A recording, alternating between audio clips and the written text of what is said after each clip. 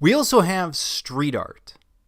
Now, there is as yet no simple definition of street art. Rather, it's an amorphous beast, sort of encompassing art, which is found in or inspired by the urban environment, with often anti-capitalist and rebellious undertones. Now, the beauty of street art is it is the ultimate in democratic art, because you don't need a gallery and representatives. You're not part of that extremely corrupt system.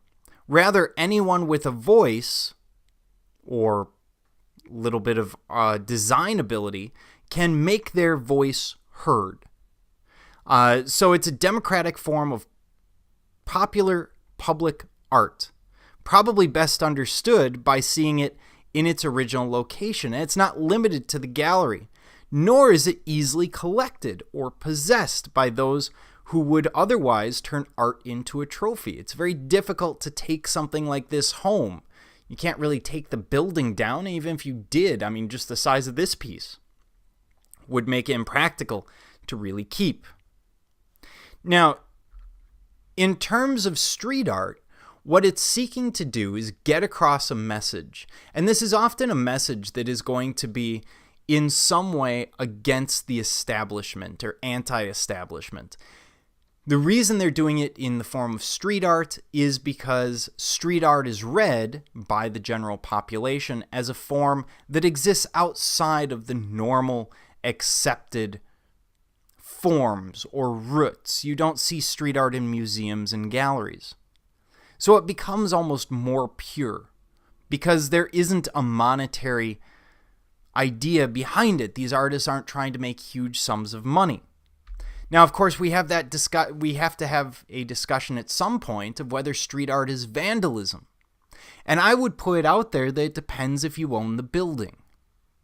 Because if I have a building and someone creates a piece of street art on the side of it, I'm probably going to see it as vandalism, assuming that I don't like it. Whereas if I don't own the building, it becomes a lot easier for me to see it as art because I don't have any sunk cost. I don't have any personal interest in that structure or that piece of art. Or maybe I have more of an interest in the art than the structure itself. So it comes down to ownership and sort of your views on art. Everyone has different views on this, and it is still a massive debate when we look at street art. And there are different types of street art, different things that we commonly see. For example, we see traditional street art, which we're all pretty familiar with. We see stencil work. This is Banksy and others using stencils to get across their message. We see sticker art, where instead of a stencil, which might take some time to create and your chances of being caught are much higher, you might get some stickers printed and start putting them all over the place to get your message or your idea across. Sometimes there's not even a deep political message. Sometimes it's just a little bit of irony or a little bit of humor. We see video projection. This is becoming more and more common. And sometimes this is artistic video projection, where you're trying to show off your technical skill, actually almost appearing to manipulate the building itself.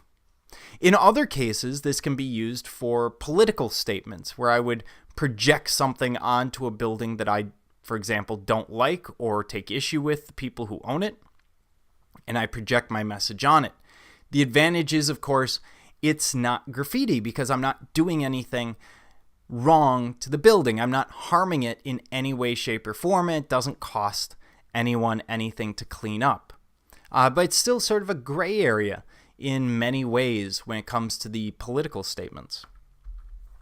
Then we have street installation, where you're actually installing three-dimensional forms. You're creating a piece of street art out of sort of the circumstances that you walk across. And we have wood blocking. Now, wood blocking is problematic because what this involves is taking a piece of wood and you drill a couple of holes in a lamppost, for example. You you run some bolts through the wood and the post, and then you bend the bolt on the back side. So the piece can't actually be removed without damaging the post. This is doing a lot of damage. It's dangerous, but it is one form that we see on a regular basis. Not so much in Wisconsin, but you do in bigger cities.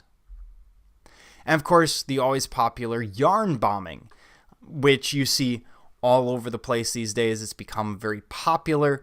And it could be anything from spontaneously covering someone's car to covering a park based on a request from the city. So any of these forms are street art. These are taking art out of the gallery system into this more democratic, more urban environment.